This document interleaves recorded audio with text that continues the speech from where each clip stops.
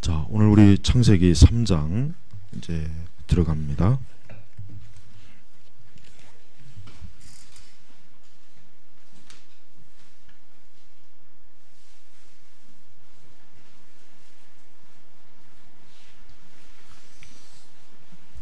자, 우리 창세기 1장, 2장 지나서 이제 3장으로 들어가는데,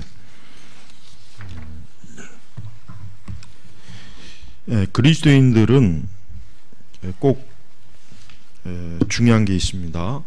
그리스도인들은 성경 자체를 가지고 항상 자신의 신앙을 잘 관리하고 살펴볼 줄 알아야 됩니다. 이 얘기는 뭐냐면, 우리가 성경 자체만 가지고도 우리가 하나님의 진리의 체계와 그 영적인 여러 상황과 상태를 우리 그리스도인들이 바르게 그것을 활용하지 못한다면 성경은 사실은 굉장히 자칫하면 쓸모가 없게 되어버려요. 그래서 사실은 오늘 우리 시대 그리스도인들이 과거 청교도들이나 과거에 이제 복음주의, 몇백 년 전에 복음주의자들하고 비교해 볼 때 큰 차이가 뭐냐면, 성경 자체만을 가지고 충분히 자신들의 영적인 그 영의 양식, 또 자신들의 신앙에 필요한 조직적인 신앙의 체계를 얻지 못한다는 거예요. 그러니까 사실은 가장 시계운 말로 얘기하면은 성경이 순전히 하나의 그냥 예배 때 가지고 다니는 그저 책밖에 안 돼요. 그래서 우리가 이번에 개혁주의 성경 모임도 다른 교재를 굳이 하지 않은 이유가 뭐냐면, 다른 교재 얼마든지 있어요. 뭐 교재가 뭐 없겠습니까? 우리 스스로가 성경을 통해서 직접적으로 연구하고 하나님의 진리를 이해하고 이 성경 자체를 통해서 우리의 신앙의 길을 어떻게 바로 잡는가, 그것을 이제 가르치고 배우기 위함입니다. 그래서 물론 이제 이런 건 있습니다. 우리가 이제 성경을 직접적으로 보는 것도 중요하지만, 또 우리가 성경에 관련된 좋은 책들을 읽는 게 중요하죠. 예를 들면 기본적으로 우리가 웨스터민스터 대소요리 문답이나 하이델베르그 요리 문답을 알고 있으면은 성경을 보는데 굉장히 이해력이 아주 뛰어나고, 그 외에 여러 이제 좋은 청교도들의 신앙 서적이라든가 또 좋은 어떤 설교집, 그런 것들을 우리가 충분히 읽어두면 좋습니다. 또 이제 좋은 주석들, 예를 들면 칼빈 주석이나 메체니 주석이나 기본적으로 이런 주석들을 우리가 늘 애용하고 읽게 되면 성경이 있는데 상당히 도움이 되는 건 사실이에요. 그런 기본적인 전제가 필요합니다. 그런데 이제 그런 것들이 좀 부족하고 다는 모를지라도, 또 우리가 이제 성경을 연구할 때 관주 성경이 있어요. 관주 성경. 우리가 사용하는 이 바른 성경이 좀 제가 아쉽게 여기는 게 관주가 없어서 참 아쉬워요.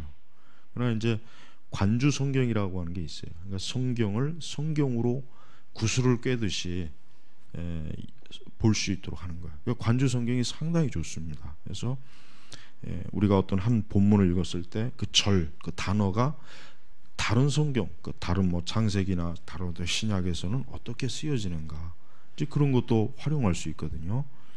그래서 우리는 성경 자체에 대한 그 직접적인 연구가 상당히 중요합니다. 이제 물론 이런 걸 하기 위해서 이제 보조적인 성경 연구 도서가 많이 있습니다. 많이 있는데, 가능하면 우리가 이제 성경 자체를 가지고 연구하고 이해하면서 우리 신자들이 항상 자기가 가지고 있는 자기의 성경으로 자신의 신앙을 올바른 길로, 또 어떤 이단과 오류에 빠지지 않고, 또 그런 것들을 분별할 수 있는 그런 충분한 성경 교사가 돼야 됩니다. 그렇지 않고, 사실 우리나라 교인들의 거의 한 90% 이상이 제가 알기에는 그냥 예배 와서 목회자들의 설교를 듣고 그것으로 그냥 거의 만족하는 분들이 많이 있어요. 근데 그게 굉장히 참 빈약한 거죠. 그렇다고 해서 뭐 목회자들의 설교가 철저하게 성경적인 설교냐, 또 그렇지 않은 경우가 많이 있고. 그러니까 대체로 보면은 성경을 갖다 줘도 그 성경을 가지고 자기 스스로가 이 말씀을 곳곳에 찾으면서 교리적인 것이나 이런 것들을 진리의 체계를 배우지 못한다는 것은 큰 문제가 있는 거예요. 그런데 반면에 이단들 보세요. 이단들은요, 자기들에게 그 거짓 교리를 활용할 수 있는 어떤 성경 본문을 아주 쏙쏙들이 알고 있어요. 그래서 그걸 가지고 설명을 해요.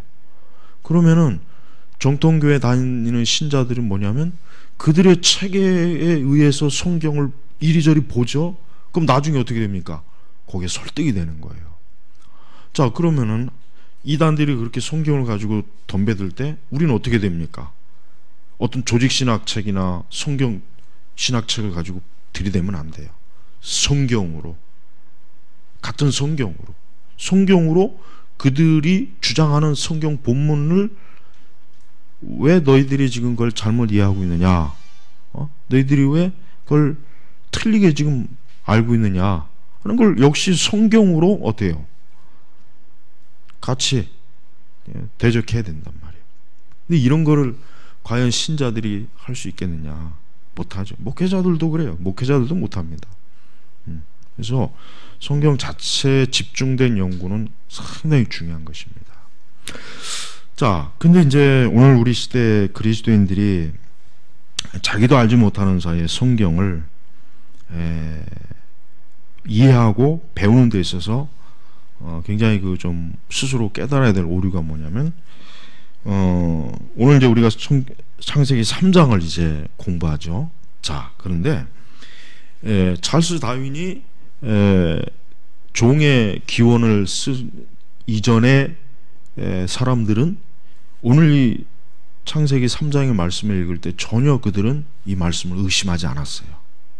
전혀 의심하지 않았습니다. 진짜 아담과 하와가 있었고, 뱀, 이 사단, 그다음에 하나님, 에덴 동산, 이 창세기 3장의 사건을 실제의 역사로 그들은 받아들였어요.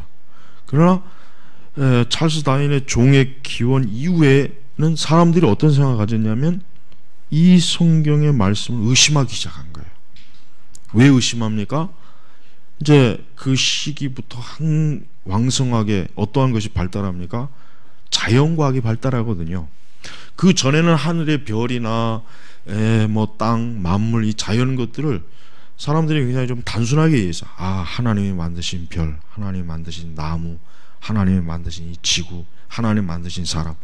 그러나 이 자연과학이 막 발달되는 순간부터 사람들은 어떠한 그 자기의 그 세계관에 어떠한 하나의 중간 막을 세우는 게 뭐냐? 과학이라고 하는 막을 세우는 거예요.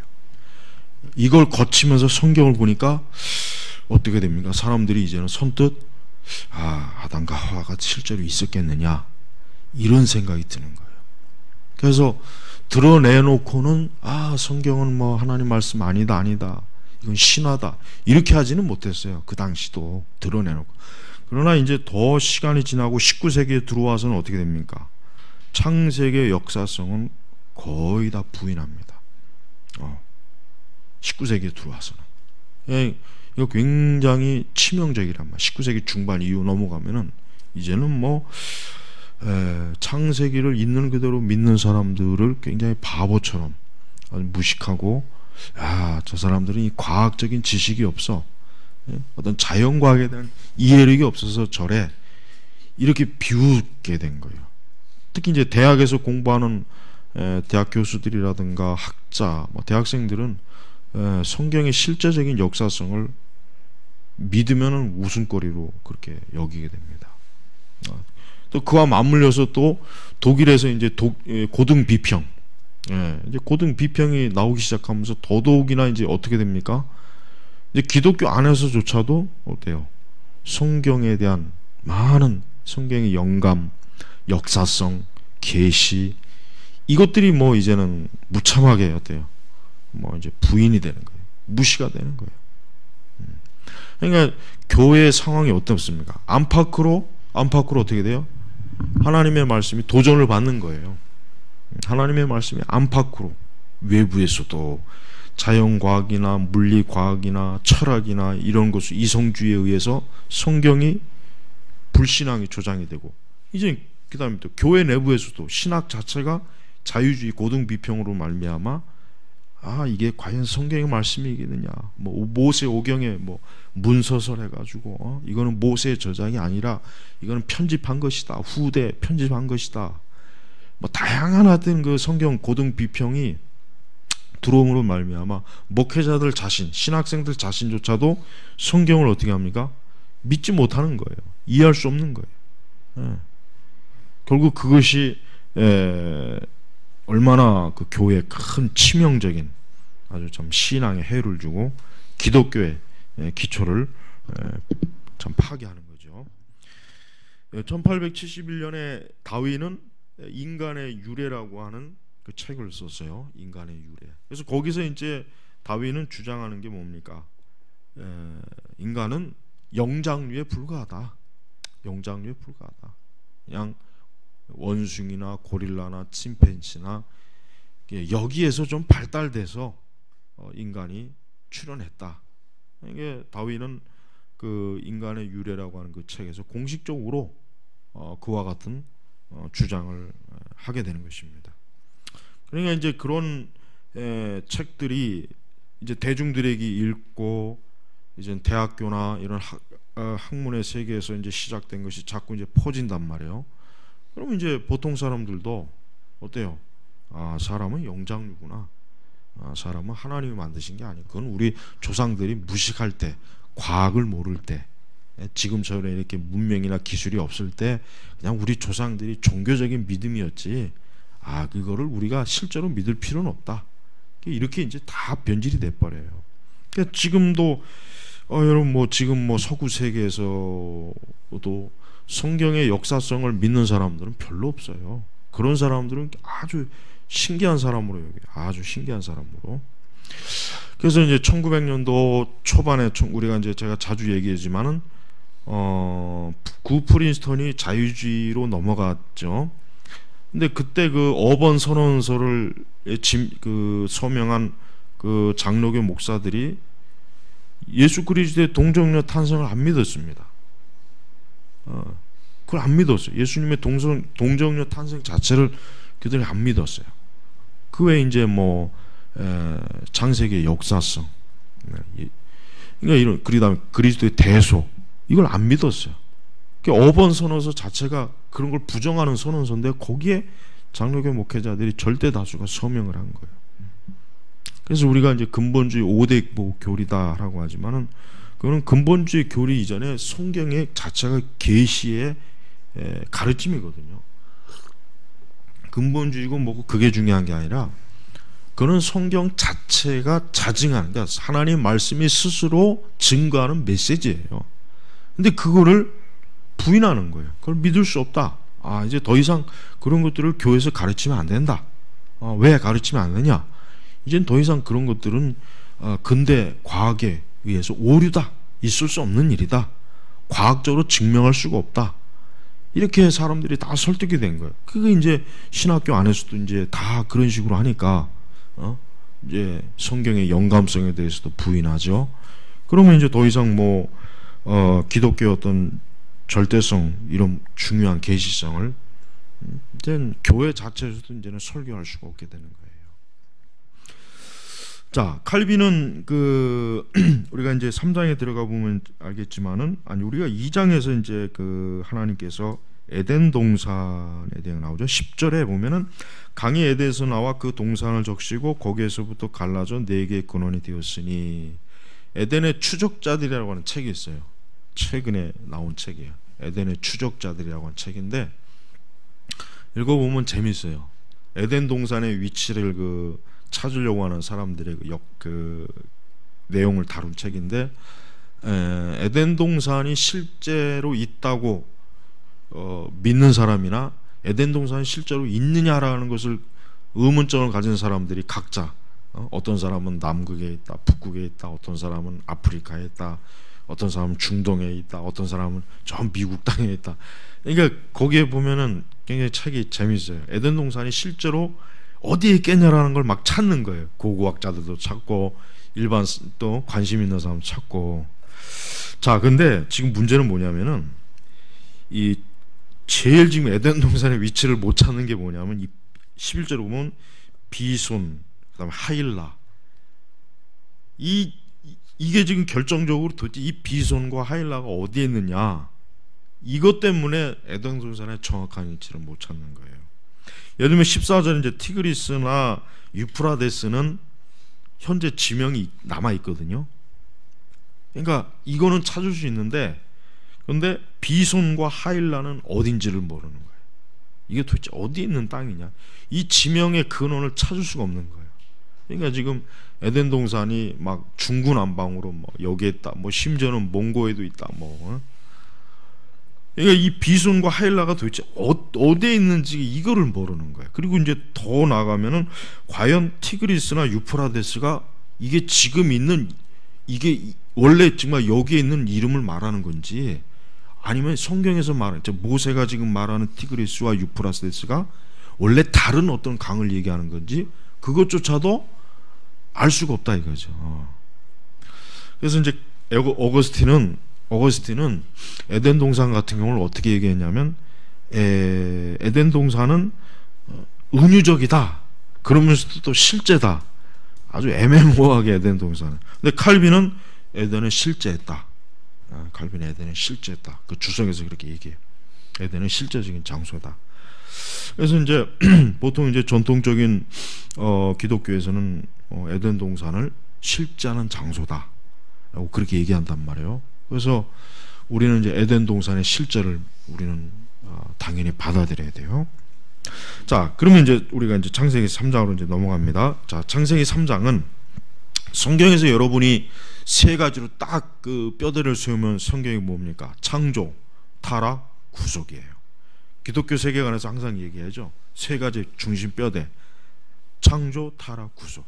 자, 우리가 성경이 창세기 1장 2절은 뭡니까? 타락이었죠. 아니 창조였죠. 창조.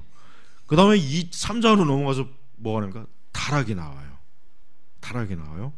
그리고 이제 그 다음 이제 3장에 이제 구속의 사건이 나와요. 원시복음이라고 그러죠. 그 다음에 이제 나머지 성경의 쭉 역사가 뭡니까? 결국은 구속의 역사예요. 구속의 역사. 예. 그러니까 우리가 성경을 어떤 관점으로 보는 것이 가장 정확합니까? 구속사로 봐야 됩니다. 우리가 성경에서 다양한 것들을 끄집어낼 수 있습니다. 뭐 5만 가지 것들을 다 활용할 수 있지만, 성경을 구속사로 보지 않으면은 성경의 저자가 누구입니까? 하나님이시죠. 성령님. 그 저자의 의도를 놓치는 거예요. 그래서 옛날 설교자들은 항상 성경에서 뭘 얘기했습니까? 구속사를 얘기했잖아요. 항상 그리스도의 구원. 그러나 지금 시대는 성경에서 다른 주제를 막 끄집어내요. 다른 주제. 네, 뭐 경영, 리더십, 뭐 또 자연 환경, 환경 보호, 뭐 정치적 어떤 주제들, 성경에서 그런 걸 끄집어내요.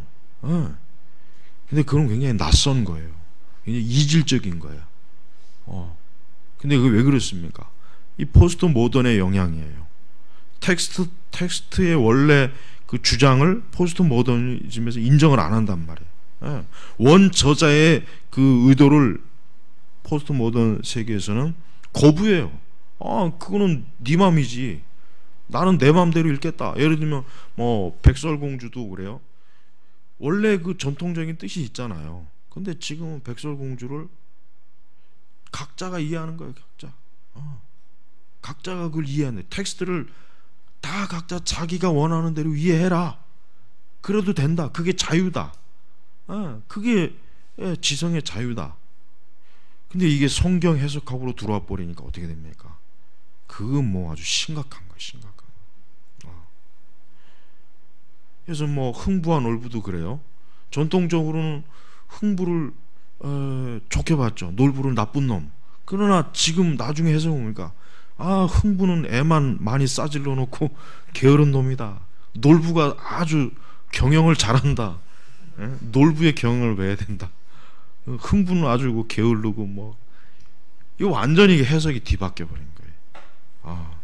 근데 이런 해석들이 이게 그런 뭐 옛날 그런 거야 재미로 우리가 받아들일 수는 있지만은 이게 성경으로 들어와 버리면 심각해요. 심각합니다. 예를 들면 가인과 이제 우리가 나중에 보면 가인과 아벨도요. 전통적인 해석으로는 가인은 분명히 하나님 앞에 악한 자였단 말이에요. 아벨은 하나님 앞에 의인이었죠. 그러나 이 해석이 막 뒤바뀌어 버려요. 어떻게 합니까? 가인은 뭐예요? 아담과 하와의 사랑을 받지 못한 그 부성의 결함을 가지고 이건 아담과 하와 잘못이다. 왜 가인을 그런 식으로 왜 둘째를 편애했느냐 뭐 이런 식으로 이게 상담 심리가 있죠. 막 이런 식으로 막 이게 해석이 돼 버려요. 그러니까 그런 그 심리 상담학 관점으로 배운 사람들은 성경을 설교할 때 보면은 전혀 이게 아주 비틀어진 해석을 해버려요. 그러니까 이게 아주 큰 문제가 돼버린단 말이에요. 자, 오늘 우리가 읽은 본문을 이제 들어가면은 창세기 3장에서 우리는 네 존재를 파악할 수 있습니다. 뭡니까? 하나님, 그 다음에 뭡니까? 아담, 하와, 뱀. 창세기 3장에는 이 네 존재가 있어요. 네 존재가 있어요. 창세기 3장에서는 이 네 존재의 지금 사건이 일어나고 있는 거예요. 자, 제일 먼저 창세기 3장에 바로 들어가면은 뱀이 나오는데 이 뱀의 성격을 하나님이 딱 규정해 버려요. 성령께서 뱀을 그냥 단순히 뱀이라고 하지 않고 가장 강교하였다. 결국 뭐예요? 하나님께서 이 사단의 속성을 딱 벌써 드러낸 거예요. 강교한 거예요. 교활하다. 속임수를 쓰는 존재라는 거예요. 그러니까 여기서 우리가 사단의 속성을 알 수 있습니다. 마귀는 어떤 존재입니까? 간교한 존재예요. 여러분, 오늘날 교회 안에서 배도와 배교를 일으키는 사람들 보세요. 강교하잖아요. 여러분, 저번에 WCC 주장하는 사람들 그 신학적 주장들 보십시오. 강교해. 속임수를 써요. 그 WCC에서 낸 그 자료들을 읽어보면은 우리 카페에도 있지만은 얼마나 강교합니까? 우리들은 사실 정통을 주장하는 건데 이 WCC를 비판하는 사람들이 거짓말하는 거다. 그들이 오해하는 거다. 근거 없이 비판하는 거다. 간교한 거짓말하지 않습니까? 자, 여기서도 뱀을 하나님 뭐라고 했습니까? 가장 그냥 강교한 게 아니라 뭐예요? 가장 최고로 강교. 여러분, 우리 교회 안에서, 우리 기독교 안에서 거짓 교리와 이 배도와 배교자들이 누굴 닮아서 그렇습니까? 누구의 지금 사주를 지금 받는 거예요? 뱀이에요. 누구? 마귀예요. 마귀의 지금 사주를 받는 거예요. 우리가 그걸 분명히 알아야 돼요. 그들이 아무리 어떤 신학적, 철학적 지성을 가지고 떠들어도 사단의 그 사주를 받은 자들이에요. 그러니까 저들은 뭡니까? 뱀이 여자에게 하나님이 참으로 너희에게 동산 나무에서 나는 모든 것을 먹지 말라고 하셨느냐. 벌써 강교하잖아요. 모든 게 아니죠. 그렇죠? 선악과만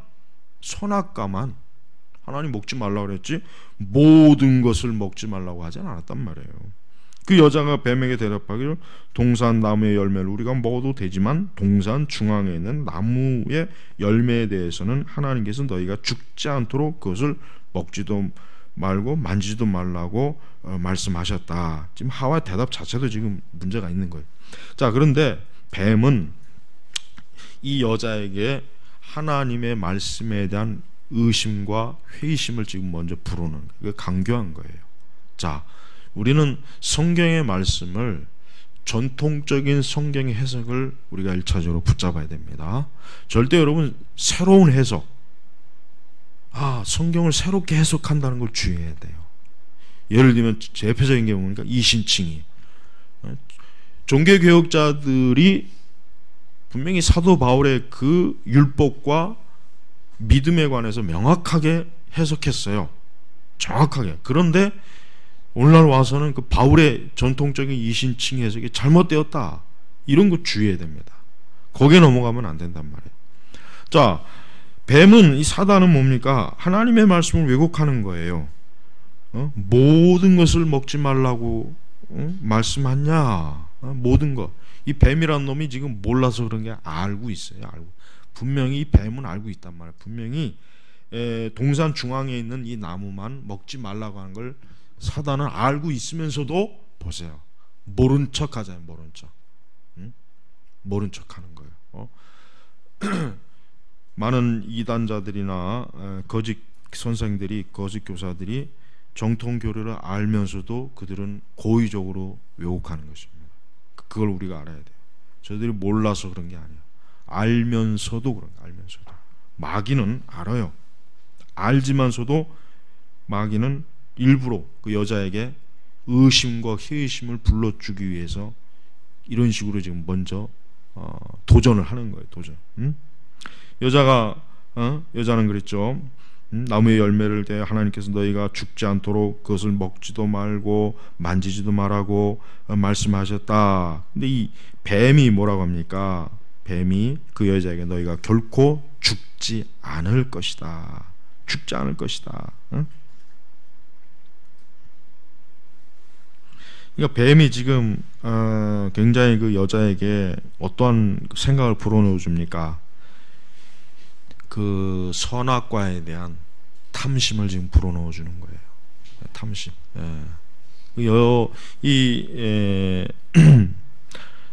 뱀이 지금 목적이 뭡니까? 뱀은 지금 하와에게 속임수와 미혹을 쓰고 있습니다.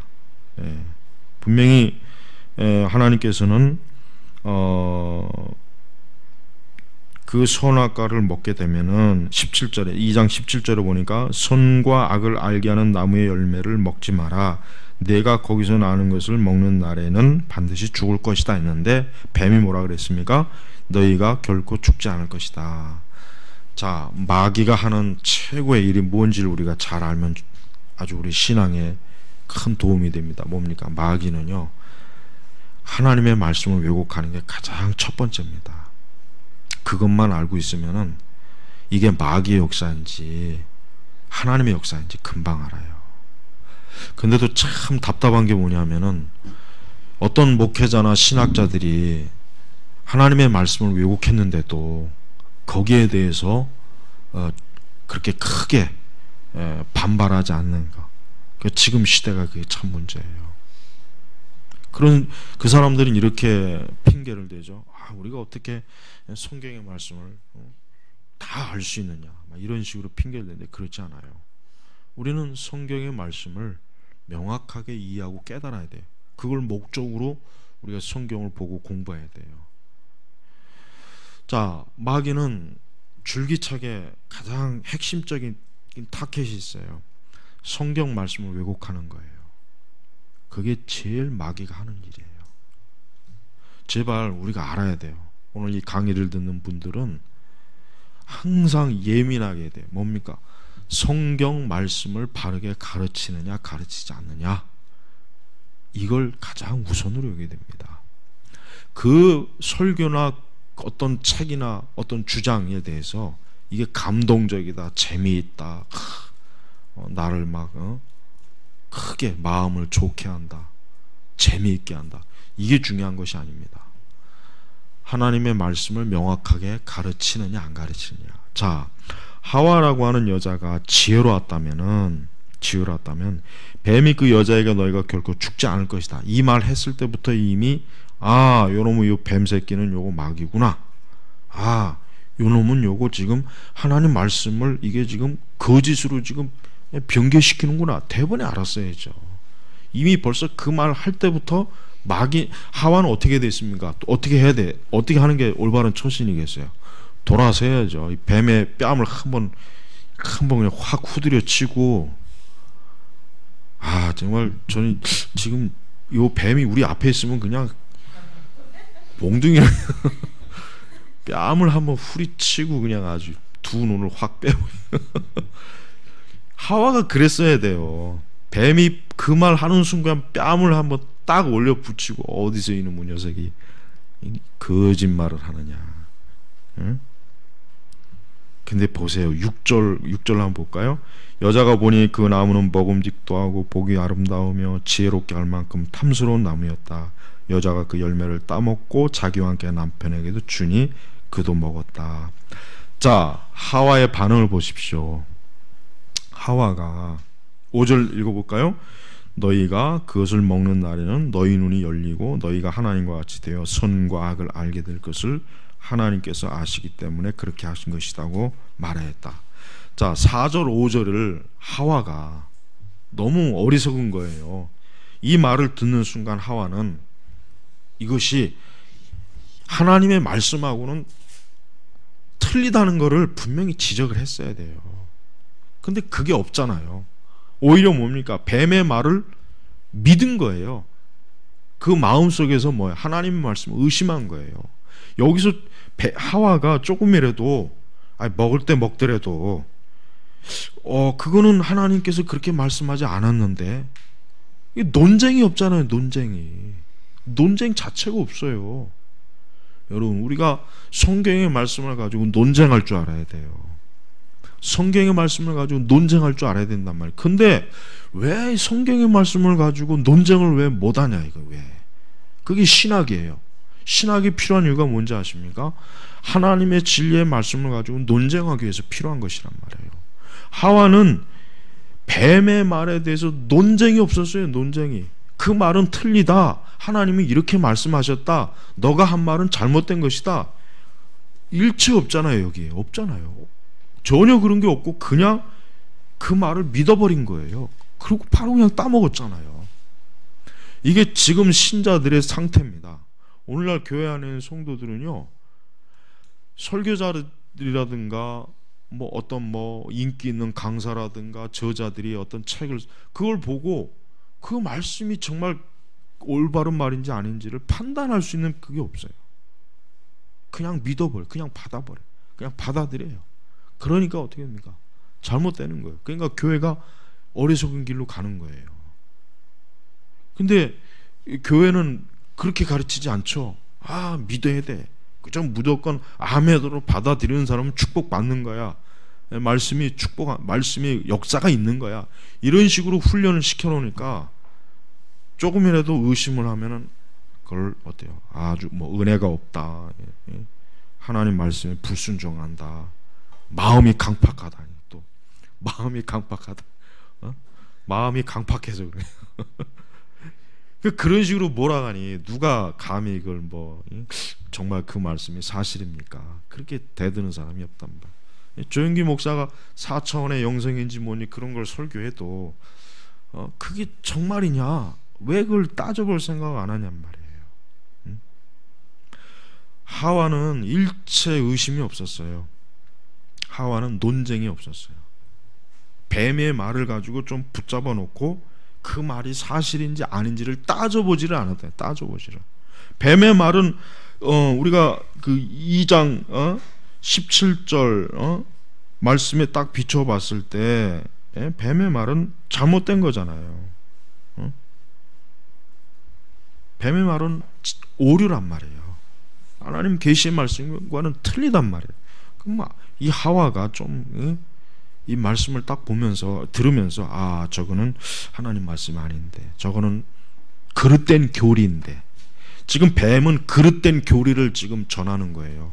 뱀은 하나님은 죽는다, 너희가 그걸 따먹으면 반드시 죽을 것이다 라고 했는데, 뱀은 뭡니까? 마귀는 너희가 결코 죽지 않을 것이다. 두 교리의 충돌이에요. 그 최덕선 교수님이 신학 충돌이라 그랬죠. 에큐메니컬 보세요. 두 교리의 충돌이란 말이에요. 교회는 항상 두 교리의 충돌이 있다는 걸 전제로 해야 돼요. 성경의 바른 가르침하고 반대가 되는 다른 교리를 항상 이 마귀는 분명히 들이밀 것이다 하고 것을 알아야 된단 말이에요. 그걸 예상을 해야 되고 전제를 해야 돼요. 그렇지 않잖아요. 근데 교회는 지금 그렇지 않아. 지금 세대는 그렇지 않아요. 그걸 전제로 안 해요. 일책을 안 하고 있단 말이에요. 그러니까 다른 교리들이 들어와요. 누가? 신천지, 안상우, 다른 교리들이 들어올 때 무방비. 아무 대책이 없어요. 그들에게 아주 극심한 피해를 보고 나서야 그때서야 아 이게 우리가 잘못했구나 이게 아니구나. 예? 이미 뭐 소 읽고 나서 외양간 고치는 격밖에 안 된다. 항상 우리나라 교회를 보면은 어떤 이단들이 오면은 막 그 이단에 막 그냥 막 냄비가 물 끓듯이 그냥 뭐 이단이 어쩌고 저쩌고 통일교가 나왔을 때도 통일교 뭐 어쩌고 저쩌고 뭐 또 뭐 항상 보면은 이단이 왕성할 때 막 뒷부분 실컷 쳐요. 그 다음에 그 바람이 한번 지나가면 또 잊어버려요. 앞으로는 뭐 하나님의 교회나 신천지 다음에 또 다른 이단이 또 나옵니다. 또 나옵니다. 그럼 또 그 이단이 어쩌고 저쩌고 떠들 거예요. 실컷 피해를 다 보고 나서. 자, 이 여인은 너무 어리석었습니다. 이 하와의 가장 큰 어리석은 뭡니까? 하나님의 말씀을 가지고 논쟁을 하지 않은 거예요. 분명히 하와가 자기가 들은 말씀에 대해서 기억을 하고 알고 있는데도 불구하고 그리고 또 하와는 쓸데없는 말을 덧붙이죠. 하나님은 여기 뭐 하나님 뭐라 그랬습니까? 만지지도 말라는 말은 하나님이 하시지 않았어요. 그렇죠? 근데 자기가 임의로 또 거기다 집어넣는단 말이에요. 하나님은 먹지 마라 그 말씀하신 것이지 만지지도 말라는 말은 안 했어요. 그러니까 지금 이 하와가 그 남편 아담에게 성경을 배울 때 이게 졸았던 거예요. 이게 지금 좋은 거예요. 이게 지금. 그러니까 제대로 못 들은 거예요. 이게 분명히 아담이 분명히 제대로 가르쳤을 거예요. 아담이 그런 짓을 할 일은 없거든. 근데 지금 이 하와는 아담이 가르칠 때 분명히 딴 생각을 했거나 잠을 잤거나 분명히 그리고 아담도 제대로 안 가르쳤을지도 몰라. 이게 추측을 하는 거. 이건 추측이에요. 그냥 아담도 한 번 하고 그냥 아마 대충 잘 알아들었겠지 하고 이제 넘어갔을지도 몰라요. 확인을 해봤어요. 시험을 쳐봤어야 돼. 내가 가르친 거 제대로 아는지 모르는지. 그러니까 하와 자신도 지금 이게 제대로 지금 모르는 거예요. 그러니까 여러분 우리가 성경을 바르게 알지 못한다면 치명적인 오류가 있다는 걸 우리가 여기서 알 수 있어요. 여러분들이 성경의 교리가 왜 중요하냐, 왜 말씀을 바르게 하는 게 중요하냐, 이것을 바르게 알지 못하면 제일 1차적인 피해자가 누구냐면 우리 자신입니다. 내 자신이에요. 다른 사람 이전에 우선 나 자신이 제일 피해를 입어요. 내가 영적으로 하나님의 말씀을 바르게 알지 못하면은 그 해는 제가 제일 먼저 오는 거지 그 다른 사람에게 오지는 않거든요. 자, 근데 이 하와가 또 큰 짓을 저지릅니다. 6절을 넘어가면은 그 여자가 열매를 따먹고 자기와 함께한 남편에게도 주니 그도 먹었다. 이 남편이 누굽니까? 아담이잖아요. 첫째 아담. 근데 근데 보면은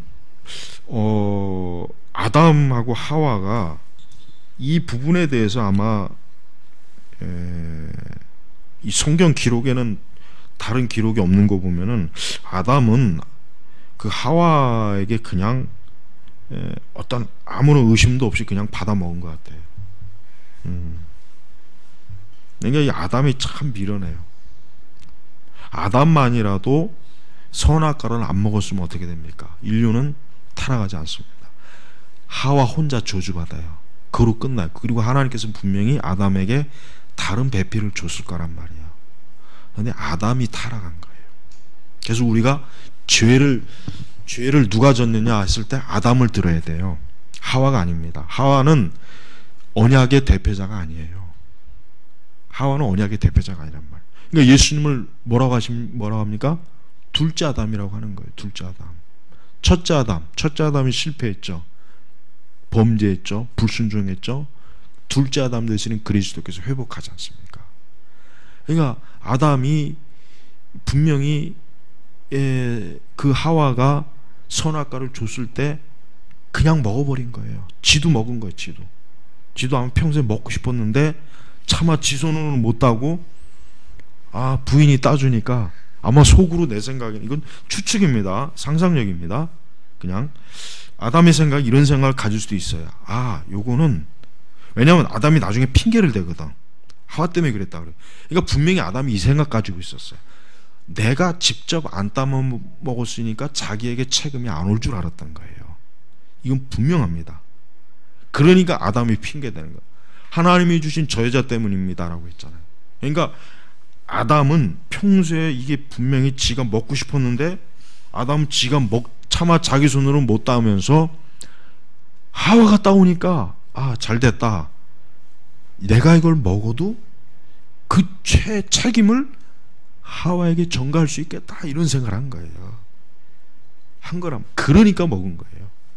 그렇지 않았다면 분명히 이 성경 기사에 분명히 아담이 하와에게 그걸 왜 따먹어야 왜 먹어야 되는 분명히 논쟁이 있어야 되는데 전혀 기록이 없거든요. 그냥 여기 보니까 그냥 짧게 그 여자가 그 열매를 따먹고 자기와 함께 남편에게도 주니 그도 먹었다. 그러니까 하와가 그걸 따서 주니까 아담은 얼씨구나 좋다고 그냥 받아 처먹은 거예요. 이게 이거 얼마나 이 아담이 참 어리석은 사람입니까?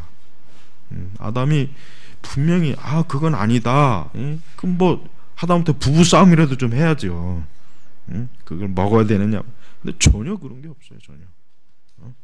그러니까 이 아담이 참 안타까워요.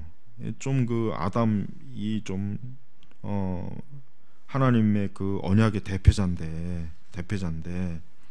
그거를 그냥 아무 생각 없이 저렇게 그냥 쑥 따먹고 있으니 얼마나 참 어리석습니까? 예? 안 그렇습니까? 우리가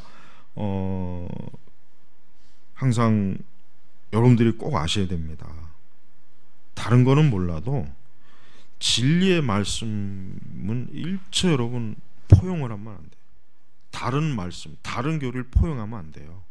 그것 때문에 인간관계가 깨지고 뭐건 뭐 핍박을 받건 오해를 받건 해도 절대 타협을 하면 안 돼요. 포용하면 안 돼요. 아담이 그랬어야 된단 말이에요. 아담이 자기 아내가 따먹었으면 아 당신이 이제 저주받았다. 하나님이 그거 따먹지 말라고 했지 않냐. 저주받았다. 너는 이제 저주받았다. 나는 이제 너하고는 상관이 없다. 나는 하나님 말씀을 지킬 것이다. 이랬어야죠. 그렇게 해서 깨지는 애도 할 수 없는 거예요. 예수님 뭐라 그랬습니까? 예수님보다 누구를 더 사랑하면 부모, 형제, 친척, 남편이나 아내 예수님보다 더 사랑하면 안 되는 거예요. 마찬가지 아담이 하나님을 더 사랑했어야죠. 더 사랑했어야 된단 말이에요. 더. 근데 제가 오늘날 이제 교회에서 보면은 그래요. 이 정도까지 주님을 사랑하는 사람은 별로 없어요. 자기 가족보다 주님을 더 사랑하는 사람은 없는 것 같아요. 참 이게 문제예요. 우리가 하나님을 사랑한다, 주님을 사랑한다 했을 때 뭡니까? 주님보다 더 사랑하면 안 돼요. 우상숭배예요. 그거 하나님 기뻐하지 않아요. 그 예수님 뜻이 아니에요. 근데 지금 이 시대를 보면은 그런 사람이 별로 없어요. 주님보다는 사람을 더 사랑해요. 가족을 더 사랑해요. 그게 얼마나 잘못된 것입니까? 여러분들도 이거 중요합니다. 우리가 주님을 사랑한다고 하는 그 표시가 다른 거로 드러나는 것도 있겠지만 신앙에 뭐 핍박이 있는 그런 세계야 뭐 물리적인 그런 시험이 있겠지만 이렇게 자유로운 신앙을 할 수 있는 세계에서는 하나님께서 뭘 가지고 시험합니까? 네가 나를 정말 더 사랑하느냐? 하나님이 시험해요. 그런데 사람을 통해서 시험해요. 부모보다 우리가 주님을 더 사랑하느냐? 형제, 부인, 자식보다 주님을 더 사랑하는 주님이 시험합니다. 안 하겠습니까? 합니다. 반드시 합니다. 자, 우리가 여기서 이제 좀 더 신학적으로 중요한 문제를 하나 짚고 넘어갑니다. 사람들이 그런 얘기를 해요. 왜 하나님께서는 뱀이 아담과 하와를 유혹하도록 하나님 왜 허용하셨습니까? 그 중요한 신학적인 문제예요. 저는 그걸 이렇게 해석합니다. 하나님께서 아담과 하와가 정말 하나님을 사랑하는지 안 하는지를 시험한 거예요. 마귀의 시험은 아담과 하와를 멸망시키기 위한 시험이지만 하나님의 시험은 뭡니까? 멸망이 아니에요. 축복입니다. 은혜입니다. 왜 하나님께서 애초부터 뱀이 에덴 동산에서 거닐지 못하게 시험 못하게 하셨어야 되는 거 아닙니까? 그런 질문해요. 항의를 해야 돼요. 그건 이겁니다. 하나님은 아담과 하와가 정말 주님을 사랑하는지 사랑하지 않는지를 본 거예요. 저들은 주님을 사랑하지 않았어요. 그들은 자기의 쾌락을 더 사랑해요. 자기를 더 사랑해서 자기를 더 사랑한 거예요. 이게 중요한 것입니다. 여러분, 우리 신자들이 자기를 더 사랑하고 자아를 더 사랑하고 하나님보다 다른 피조물을 더 사랑하게 되면 반드시 시험 걸립니다. 죄의 시험에 빠져요. 그래서 주님이 그래서 말씀하신 거예요. 주님보다 더 사랑하는 것은 우상이에요. 이건 중요한 문제예요. 진리를 택하느냐 거짓을 택하느냐는 이 중대한 문제를 우리가 소홀히 넘어가면 안 돼요. 아담은 하나님을 더 사랑했어야 되는데 하와를 더 사랑한 거예요. 그러니까 또 냉큼 주니까 먹은 거죠. 아담이 하나님을 더 사랑했더라면 절대 하와가 주는 선악과 그 열매를 안 먹었을 거예요. 분명 이건 아주 100% 분명한 것입니다. 그러나 아담의 마음에 벌써 하나님보다는 그 부인을 더 사랑한 거예요. 그러니까 냉큼 걸 먹은 거 아니겠습니까? 여러분, 우리의 신앙을 우리가 올바로 알고 있는 신앙을 조금이라도 그릇되게 하고자 하는 사람하고 우리가 설령 관계가 깨진 한이 있더라도 따라가면 안 돼요. 아담이 그랬더라면 얼마나 좋았습니까? 아담이 그랬더라면 인류가 타락하지 않았어요. 하와 한 사람만 타락하고 끝나면 끝나는 일이었어요. 이거는 그만 저주받으면 끝나는 일인데 아담이 하나님보다 그 하와를 더 사랑하고로 말미암아 그만 이렇게 그냥 결정적으로 깨져버린 거란 말이에요. 그래서 여러분, 우리는 이 아담의 이 불순종이 굉장히 심각합니다. 우리는 이 창세기 3장을 더 굉장히 깊이 봐야 돼요. 굉장히 깊습니다. 우리 신약교회 성도들에게 굉장히 신앙의 중요한 그 변별력, 판단, 기준점 두는 게 여기 굉장히 많이 있어요. 이 본문의 말씀에 엄청나게 많아요. 그래서 창세기 3장은 굉장히 중요해요. 근데 이 창세기 1장, 2장, 3장을 이 바르트나 자유주의자들이나 또 오늘날 복음주의자들 중에서도 역사성을 부인해요. 그러니까 창세기 1장, 2장, 3장의 역사성을 부인하는 사람은 이단입니다. 그 사람들이 엄청난 아주 놀라운 주석을 하고 책을 쓰고 신학적 교리를 분석하고 체계를 세운다 해도 그들은 이단이에요. 분명히 이단이에요. 그러니까 그래서 발튼이 이단이에요. 신정통주의 이단이에요. 그건 받아들이면 안 돼요. 뱀은 아담과 하와에게 미혹과 속임수를 쓰는데 성공했습니다. 그리고 아담은 타락했습니다. 불순종했습니다. 그러니까 뱀은 두 가지에 승리했습니다. 미혹과 속임수로 승리했고 아담과 하와는 두 가지에 실패했어요. 타락과 불순종에 실패했어요. 우리가 이걸 알아야 돼요. 우리의 신앙은 오늘날 우리의 신앙도 그렇습니다. 마귀는 항상 성도들 주변에서 배회합니다. 신자들 주변에서 배회해요. 어떻게 하면 우리 신자들을 미혹, 속임수로 속일까? 이게 마귀가 하는 일이에요. 제 눈에는, 제가 생각하기에는 지금 교회는 엄청난 많은 미혹, 속임수가 수도 없이 돌아다니는데 교회는 그걸 너무 몰라요. 너무 무지해요. 그걸 알아채지 못하고 있어요. 그거 참 안타까운 일이에요. 이거는 너무나 참 분명한 사실인데, 그러니까 우리 신약교회가 이렇게 타락하고 불순종하고 악한 일로 이렇게 막 넘어가는 것이 왜 그랬습니까? 그만큼 우리가 마귀의 유혹을, 미혹을 알아채지 못하고 또 진리를 그만큼 사랑하지 않으니까 그래요. 이게 참 중요합니다.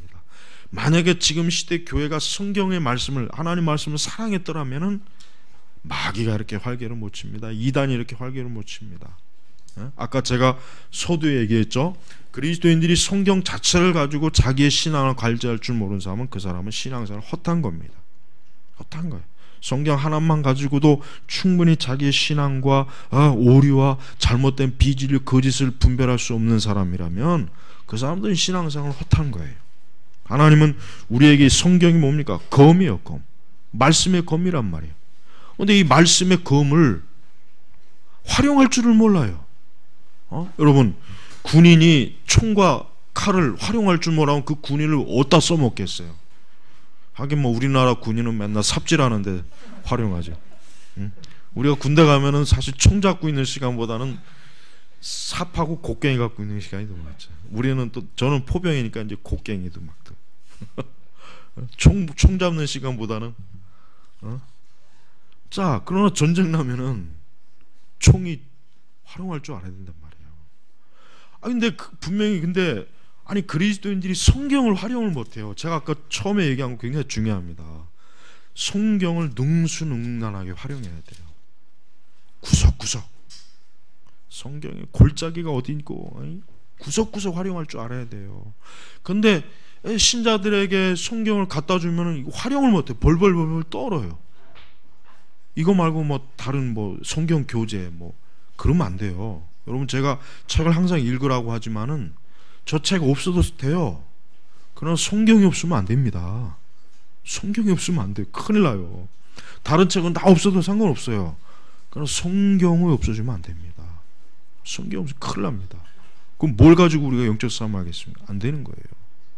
그러니까 여러분이 성경을 능수능란하게 활용할 줄 알아야 돼. 그 사람이 진짜 그리스도인이에요. 성경 가지고 막 곳곳에 찾아가면서 이것이 진리다, 이거 교리다라고 가르칠 수 있어야 된단 말이에요. 근데 성경을 못하면은 그 사람은 쓸모없는 사람이란 말이에요. 쓸모없는 사람. 응? 하와나 이 아담이 실패가 그거예요. 말씀을 활용을 못하잖아요. 그러니까 그냥 대번에 저렇게 그냥 넘어간 거예요. 자, 우리 첫 번째 시간은 여기서 마치고 잠깐 휴식 좀 하고